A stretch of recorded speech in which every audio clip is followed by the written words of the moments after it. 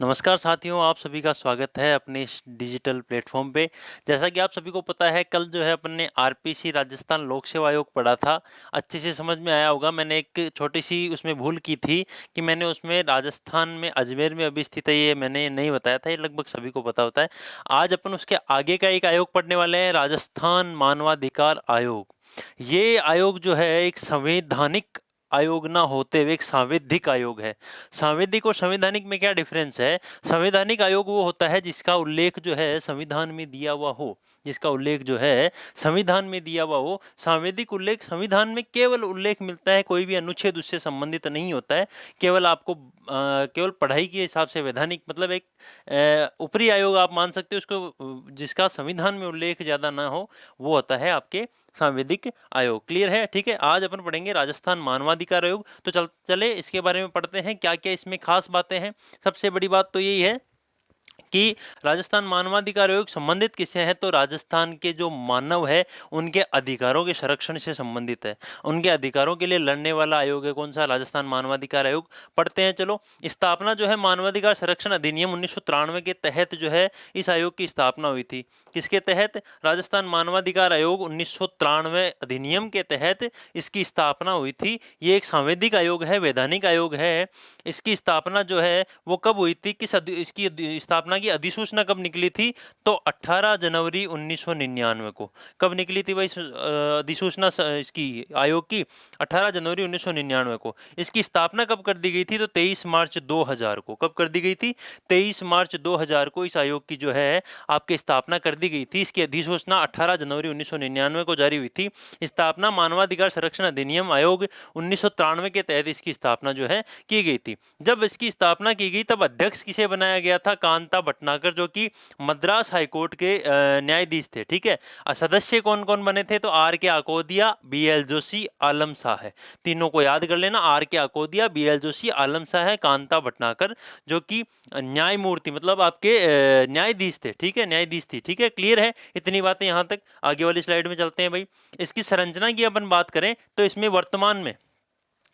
वर्तमान में जो है एक अध्यक्ष और दो सदस्यों का प्रावधान किया गया है, जिसमें अध्यक्ष जो है वो हाईकोर्ट का न्यायाधीश या तो न्यायाधीश वर्तमान में हो या सेवारत न्यायाधीश मतलब जिनकी जो है जो है आपके सेवानिवृत्त हो चुके हैं, जो न्यायाधीश सेवानिवृत्त हो चुके हैं या जो अभी काम कर रहे हैं, उनमें से ही इनकी क्या है अध्यक्ष बनेंगे। किसके? राज्य मानवाधिकार आयोग के। दो सदस्य होंगे जिनमें एक सदस्य महिला होगी। दो सदस्य होंगे जिनमें एक सदस्य महिला होने का प्रावधान जो है किया गया है। ठीक है। अध्यक्ष व सदस्य पुनर्नियुक्त हो सकते हैं। कल आरपीसी की अपन ने बात की थी, उसमें पुनर्नियुक्त नहीं हो सकते थे सदस्य और अध्यक्ष, लेकिन इसमें पुनर्नियुक्त किए जा सकते हैं। क्लियर है इतनी बातें? ये संरचना में आ रहा है भाई साहब। एक अध्यक्ष, दो सदस्य। अध्यक्ष जो है आपके हाईकोर्ट का सेवानिवृत्त या सेवारत आपके न्यायाधीश होना चाहिए, और अध्यक्ष जो सदस्य हैं वो कितने हैं? दो है। दो में से एक सदस्य महिला होनी चाहिए। ठीक है। अभी पदेन सदस्यों की अपन बात कर लेते हैं। पदेन सदस्य कौन हो सकते हैं राज्य मानवाधिकार आयोग में? तो सुप्रीम को आपके एससी आयोग के अध्यक्ष हो सकते हैं, ओबीसी आयोग के अध्यक्ष हो सकते हैं, एसटी आयोग के अध्यक्ष हो सकते हैं, अल्पसंख्यक आयोग के अध्यक्ष हो सकते हैं, दिव्यांगों के दिव्यांग जो आयोग है उसके अध्यक्ष हो सकते हैं, बाल अधिकार संरक्षण जो आयोग है उसके अध्यक्ष हो सकते हैं, या आपके राज्य महिला आयोग के अध्यक्ष हो सकते हैं। कौन? पदेन सदस्य। क्लियर है इतनी बात? आगे वाली क्लास में चलते हैं भाई। ठीक है। अब बात करते हैं संरचना के बारे में कि राज्य जो मानवाधिकार आयोग है इसकी संरचना किस प्रकार है, किस प्रकार जो है इसको बनाया गया है। तो संरचना के बारे में देखना भाई। इसके अध्यक्ष कौन हो सकते हैं? राज्य मानवाधिकार आयोग के अध्यक्ष कौन हो सकते हैं? याद करते हुए, पढ़ते हुए, साथ में माइंड में सेट करते हुए चलना। इसके अध्यक्ष कौन हो सकते हैं? हाईकोर्ट के न्यायाधीश हो सकते हैं। हाईकोर्ट के न्यायाधीश या तो अभी सेवा में हैं या जिनकी सेवा पूरी हो चुकी है, ऐसे राज्य हाईकोर्ट के, जो राज्य में हाईकोर्ट है उसके न्यायाधीश होने चाहिए। ठीक है। आपके किसी भी राज्य न्यायाधीश, किसी भी राज्य हाईकोर्ट के न्यायाधीश या न्यायमूर्ति वो होने चाहिए, तभी उनको अध्यक्ष बनाया जा सकता है। सदस्य कितने होने चाहिए? दो होने चाहिए, जिनमें क्या इनके लिए शर्तें रखी गई है कि या तो हाईकोर्ट का सेवानिवृत्त या सेवारत, या तो जिनकी सेवा पूरी हो चुकी है वो, या जो सेवा में है उनको सदस्य बनाया जा सकता है, या किसी भी जिला न्यायाधीश के रूप में कम से कम 7 साल की उन्होंने जो है न्यायमूर्ति के रूप में जॉब की हो। ठीक है। और दूसरी जो शर्त है वो है कि मानवाधिकारों का ज्ञान होना चाहिए। जो मानव अधिकार होते हैं उनका ज्ञान होना चाहिए, तभी वो सदस्य बन सकते हैं। देखो इंपॉर्टेंट है, बहुत बार प्रश्न पूछा जा चुका है, पिछली आरएस में भी यहाँ से प्रश्न पूछा जाता है। ठीक है। वर्तमान अध्यक्ष कौन है? गोपाल कृष्ण व्यास, जो कि न्यायमूर्ति है भाई साहब, गोपाल कृष्ण व्यास। और सदस्य कौन है? महेश गोयल और राम सिंह झाला। कौन है सदस्य? महेश गोयल और राम सिंह झाला। वेरी वेरी इंपॉर्टेंट है, यहाँ से याद कर लेना भाई। ठीक है। आगे वाली स्लाइड में चलते हैं भाई। क्या कह रहा है? अध्यक्ष व सदस्यों की नियुक्ति किस प्रकार होती है? ठीक है। नियुक्ति जो है राज्यपाल द्वारा होती है, राज्यपाल की एक समिति करती है। अब उस समिति के जो है अध्यक्ष तो होते हैं मुख्यमंत्री। ठीक है। उसके सदस्य कौन कौन होते हैं उसकी भी अपन बात कर लेते हैं। उसके सदस्य होते हैं विधानसभा के विपक्ष के नेता, विधानसभा के अध्यक्ष, और विधानसभा में नहीं, उस राज्य के गृह मंत्री, होम मिनिस्टर। ठीक है। उस राज्य के होम मिनिस्टर, विधानसभा के अध्यक्ष, विधानसभा के विपक्ष के नेता क्या होंगे? सदस्य होंगे। कौन सी समिति के? ये जो आपके राज्यपाल द्वारा बनाई गई है राज्य मानवाधिकार आयोग के अध्यक्षों के लिए, अध्यक्ष और सदस्यों की नियुक्ति के लिए। क्लियर है। अगर उस राज्य में विधान परिषद हो तो सभापति, उस विधान परिषद का सभापति और उस विधान परिषद में विपक्ष का नेता भी इस समिति का क्या होगा? सदस्य होगा। क्लियर है इतनी बात। अब अगली बात करते हैं। इसमें जो राज्य मानवाधिकार आयोग के जो अध्यक्ष और सदस्य हैं, ये इस्तीफा किन्हें दे सकते हैं? ये इस्तीफा राज्यपाल को दे सकते हैं। इनका कार्यकाल कितना होता है? इनका कार्यकाल 3 वर्ष या 70 साल में से जो भी पहले हो जाए, 3 वर्ष या 70 साल में से जो भी पहले हो जाए वही इनका क्या होगा मेरे लाडलों? कार्यकाल होगा। क्लियर है। इनका निष्कासन या इन्हें हटा कौन सकता है पद से? तो राष्ट्रपति द्वारा हटाया जा सकता है। ये एक जटिल प्रक्रिया है। ये क्या है? एक जटिल प्रक्रिया है कि राष्ट्रपति द्वारा हटाया तो जा सकता है, लेकिन सुप्रीम कोर्ट की एक जांच बैठेगी, उसी जांच के अनुसार हटाया जा सकता है। और सुप्रीम कोर्ट जांच किन मामलों में करेगी? कि वो कदाचार का दोषी पाया जाए, असमर्थता हो, या किसी लाभ के पद पर अगर ग्रहण कर ले वो, तब उसको हटाया जा सकता है। लेकिन हटाया तभी जा सकता है जब राष्ट्रपति चाहे और सुप्रीम कोर्ट ने जांच में कहा है कि साहब इसको हटा दिया, इनको हटा दिया जाए। क्लियर है इतनी बातें? इनको याद कर लेना। बहुत अच्छा और बहुत छोटा सा टॉपिक है, इसमें से 1% लगभग पूछे जाने के चांस रहते हैं। ठीक है। आगे वाले स्लाइड में क्या लिखा हुआ है? वेतन और भत्ते। वेतन और भत्ते जो है अध्यक्ष को कितना मिलता है? तो हाईकोर्ट, राजस्थान या किसी भी राज्य के हाईकोर्ट के मुख्य न्यायाधीश के समान तो मिलता है अध्यक्ष को, और किसी भी हाईकोर्ट के न्यायाधीश के समान जो वेतन है वो मिलता है सदस्य को। ठीक है। ध्यान रखना, अध्यक्ष को हाईकोर्ट के चीफ जस्टिस के समान और सदस्य को हाईकोर्ट के न्यायाधीश के समान। ठीक है। वार्षिक प्रतिवेदन जो है ये राज्य मानवाधिकार आयोग किन्हें सौंपता है? तो केवल राज्य सरकार को ही सौंपता है।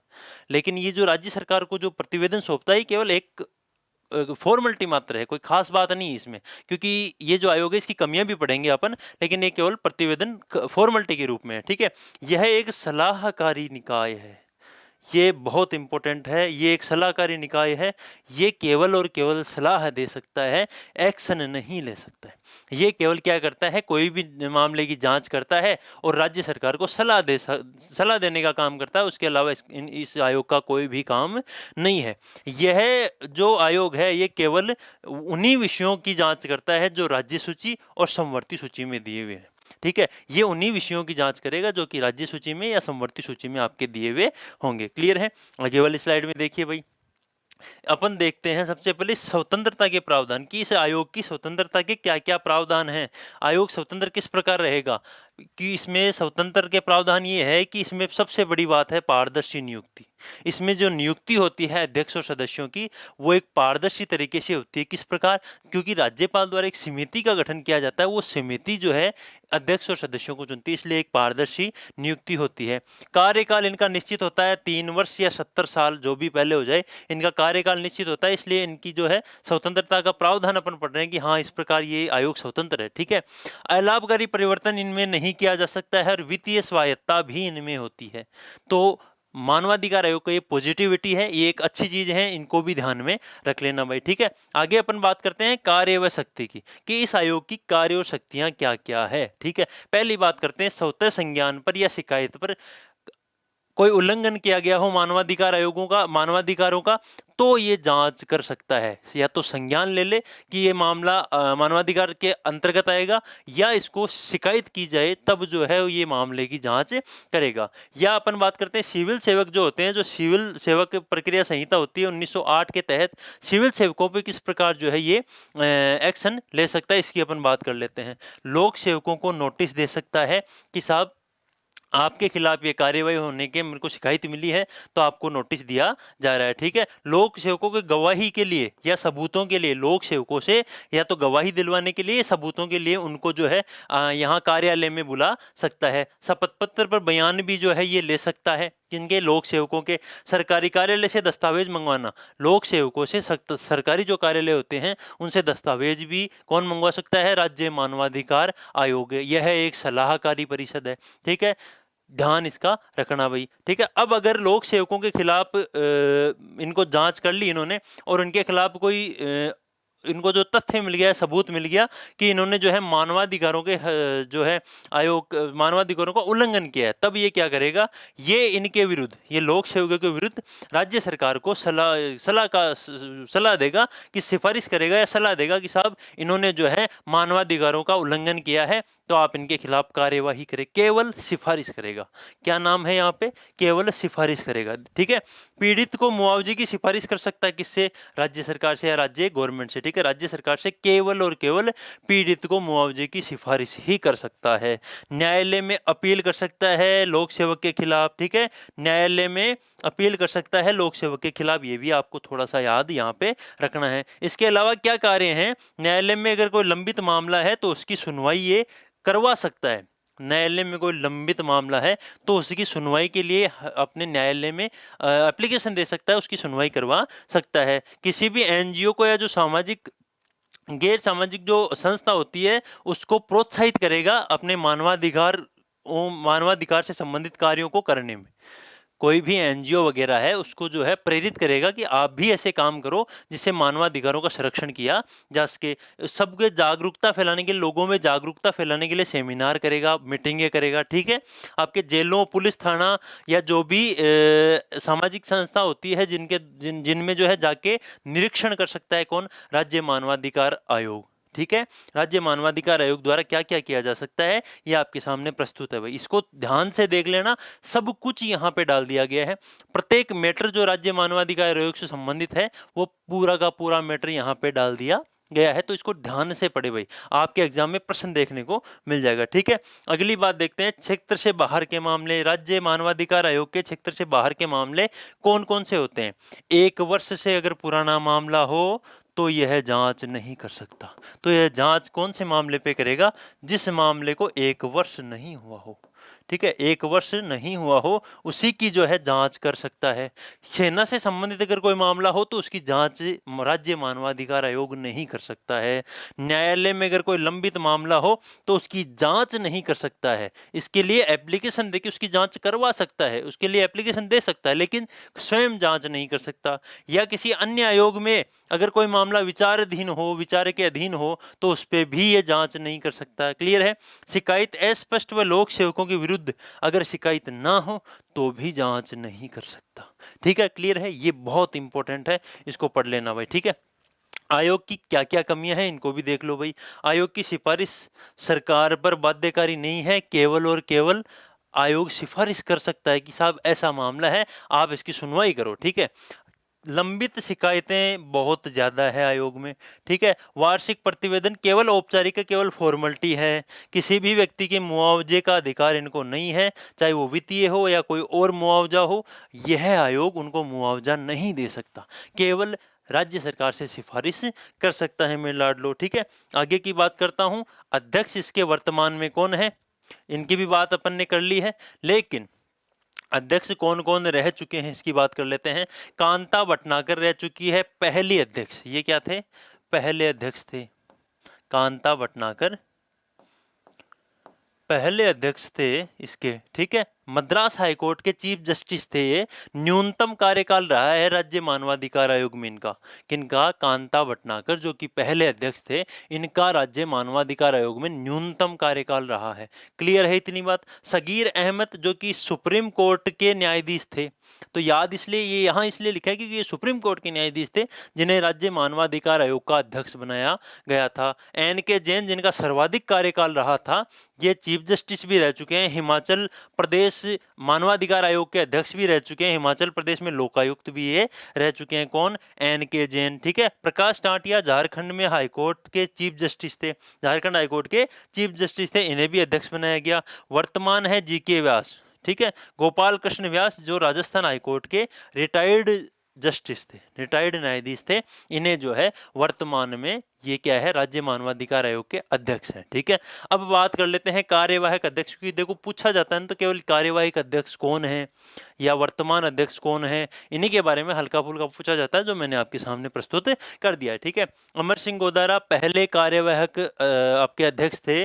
जगत सिंह, पुखराज सिरवी, एच.आर. कुंडी, महेश शर्मा, जिनकी हाल ही में मृत्यु हुई है, कौन? महेश शर्मा, वो भी इसके क्या थे, कार्यवाहक अध्यक्ष थे। ठीक है। पुखराज सिरवी जो है, इन्होंने सदस्य के रूप में सर्वाधिक कार्यकाल जिया है, सर्वाधिक कार्यकाल पुखराज सिरवी ने सदस्य के रूप में सर्वाधिक कार्यकाल जो है पूरा किया है। और न्यूनतम कार्यकाल नमो नारायण मीणा जो कि केंद्रीय मंत्री भी थे, इन्होंने न्यूनतम कार्यकाल अपना जो है किया है, कहाँ पे? राज्य मानवाधिकार आयोग में। तो अब आपको समझ में आया होगा, इतना ही है। देखो राज्य मानवाधिकार आयोग इतना ही है, ये एक सांवैधिक संस्था या वैधानिक संस्थान है। ठीक है। ये 1 वर्ष से कम के मामलों की सुनवाई कर सकता है, या इसको कोई शिकायत प्राप्त हुई हो तभी ये उसकी जांच कर सकता है, या स्वयं भी संज्ञान ले सकता है कि हाँ साहब इसकी शिकायत मुझे जो है करनी चाहिए। इसकी स्थापना कब हुई थी? इसकी स्थापना 2000 में हुई थी। ठीक है। 1999 में इसके लिए अधिसूचना जारी हुई थी और मार्च 2000 में इसकी स्थापना कर दी गई थी। इसके पहले अध्यक्ष कांता भटनागर थे जो कि मद्रास हाईकोर्ट में आपके चीफ जस्टिस रहे थे। ठीक है। न्यूनतम इनका कार्यकाल रहा था। ठीक है। ये भी ध्यान रखना, 1 साल से कम के मामलों की सुनवाई कर सकता है। ये जो आयोग है केवल और केवल सिफारिश कर सकता है, किसी भी मामले में सजा या उसको दंडित नहीं कर सकता है। इस मामले का ध्यान रखना भाई। ठीक है। आज एक छोटा सा टॉपिक था, आप जरूर कमेंट करके बताएं कि आपको ये टॉपिक जो है समझ में आया है या कैसा लगा। ठीक है। क्लियर करना, जरूर कमेंट्स करना, वीडियो को लाइक और चैनल को सब्सक्राइब जरूर करना। धन्यवाद।